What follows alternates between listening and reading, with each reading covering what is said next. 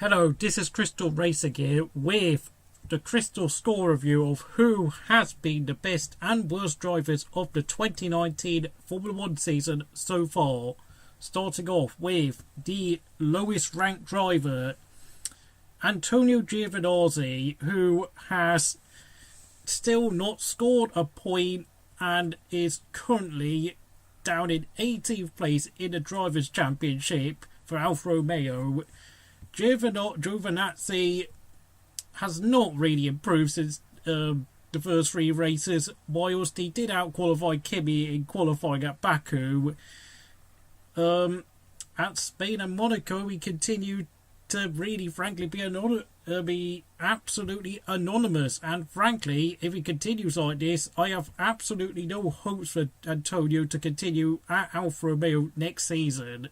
Next up, it is Robert Kubica, who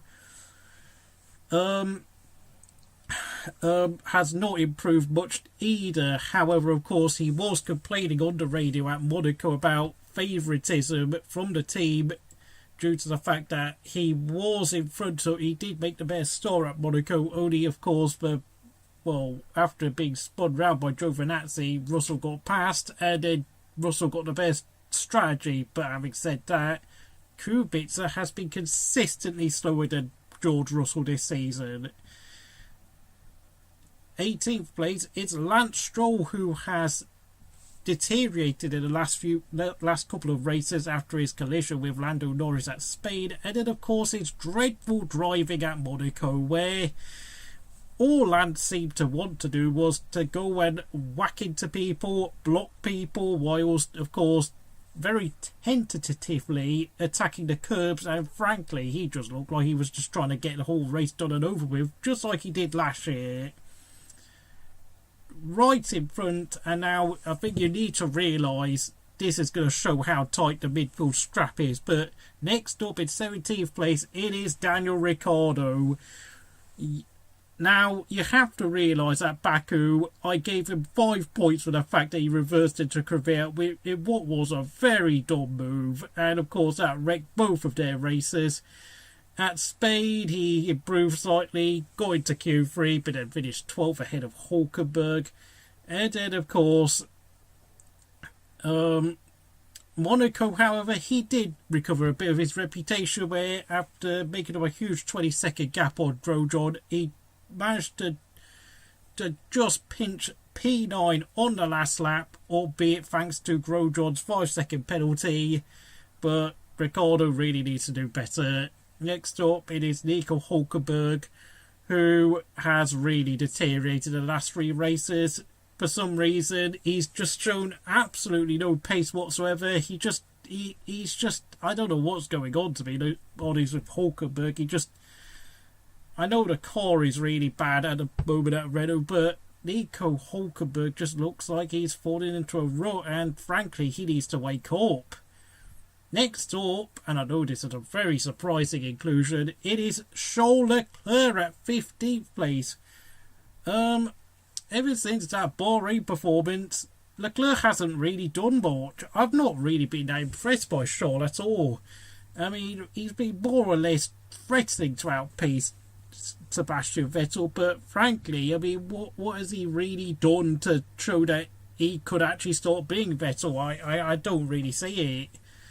And his driving at Monaco was just, whilst of course it was not his fault that he ended up down in P16 after qualifying, he then, his attempt to overtake Hülkenberg, where he ended up slamming his right rear into the barriers, damaging his floor and suffering a rear puncture where he made the damage worse to the floor by driving so quickly back to the pits. I'm sorry, but he got 3 points for that performance, and it's dropped him quite a long way down, which I know it's harsh, but frankly, I've got to be honest. Next up, it's Pierre Gasly, who has shown some improvement. I will give him that. He has been slightly better in the past few races, and he did pick up another fastest lap. However, I'm going to say this, though, he might be replaced. He is still under threat of being replaced, because both Toro Rosso drivers are ranked ahead of him on this list, because right now he needs to do better. Romain Grosjean is up next. Yeah, he had a bad race at Baku where he went down the escape road and then retired. Spain, he drove like a numpty and lost position to Magnussen, Sainz and Kvyat. Just gave him 7 out of 10. And then, of course, he did slightly better at Monaco, but, of course, because of his 5-second penalty, he lost P9 to Ricciardo. So, it's the same stuff as always for Grosjean. Good, but never good enough. Kevin Magnussen is up next. Well, I'm not sure what happened to Kevin Magnussen. After a decent start to the season, he seems to have fallen down the same road of mediocrity as his teammate Grosjean. It's really, frankly, yeah, he drove very well at Spain, got P7, but then, of course, at Monaco, for some reason, thanks to the pit sequence, he ended up falling out of the points and never got back in. Got jumped by the Toro Rossos and the McLarens, so really, I'm not impressed. But at least he's ahead of his teammate on his list in 12th place.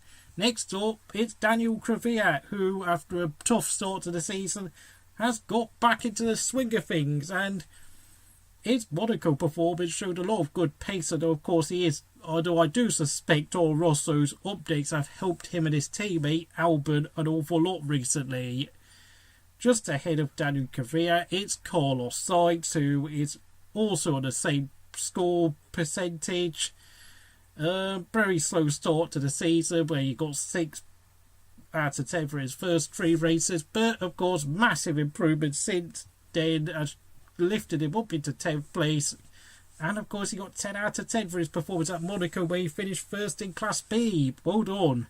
Then of course next up is his teammate Lando Norris, who was doing very well at the start and has fallen back slightly, but Lando can be fairly satisfied. He finished in the points again at Monaco after being taken out rather wrongfully by Lance Stroll at Spain. He also scored points at Baku, but of course he is getting outpaced by Sainz, so maybe his score will drop.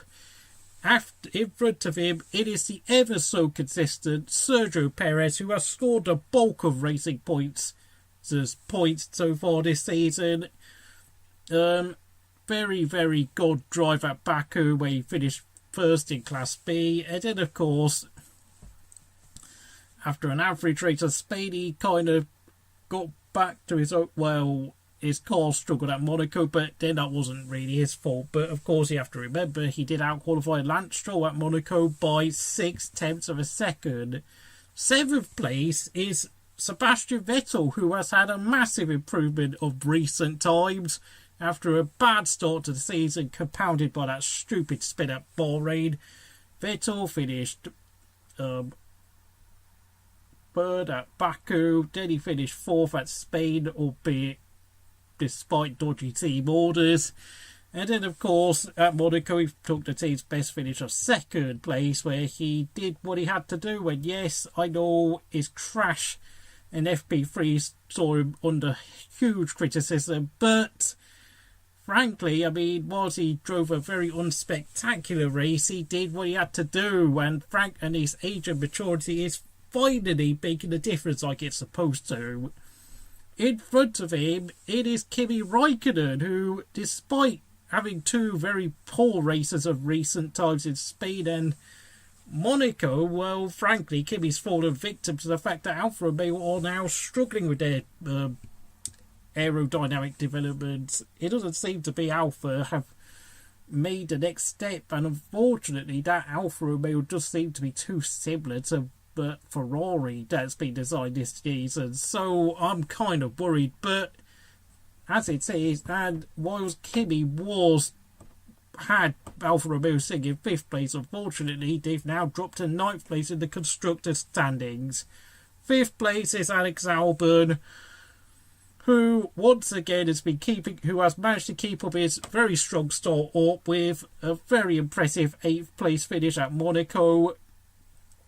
frankly, I don't know what to say. Even though I've not particularly given too much attention to Max Albon, every time I've seen him, he always looks very quick, very consistent, very, very, very relaxed at the wheel. And frankly, I mean, he deserves a second season. As far as I'm aware, he's got to be given a second season. So hats off to Alex. You've had a very bright start to your F1 career. Next up, and I don't know whether this is due to the fact I'm giving him a generous scoreline because of the fact he's driving a Williams, it is George Russell who took the team's best finish of P15 at Monaco. I mean, what else can I say, really? He's well and truly outdriving that car at the moment. He is beating the Alfa Romeos, which is much to my own chagrin, and frankly, I can't really praise him any more highly than that. Next up, it's Valtteri Bottas, who has kind of deteriorated a little bit since that Baku victory. I mean, while Hamilton's been taking all the plaudits, Bottas is kind of doing what he has to do, but then of course I don't really expect anymore because it's Valtteri Bottas. Don't get me wrong, he's still is, for me, the third best driver of the season so far, but he could do with a bit more sparkle. Next up, in second place, it is Max Verstappen, who has been by far one of the standout performers of the season. Yes, he finished fourth in Monaco because of that 5-second penalty, but that was his team's fault for releasing him into traffic in the pit lane, whilst the team were trying to get him a place ahead of Bottas and Vettel due to the fact that track position is absolutely key at Monaco. Max Verstappen has been driving the absolute wheels of that Red Bull Honda. If it wasn't for Max Verstappen, he would not be at least 40 points behind Ferrari in the constructor standings right now. And last but not least, it is Lewis Hamilton, who is still leading the Crystal score with a score of 9.5. He's had 3 10s out of 10s, and that performance at Monaco is the jewel in the crown. Yes, I know he did a lot of moaning and whining, but he held off Max Verstappen for over 60 laps on tyres that were getting heavily worn, and whilst I do think he over-dramatised it, you've got to give him credit. It was a brilliant drive. So thank you for watching. This has been Crystal Racing, and please like, share and subscribe, and I'll see you again next time.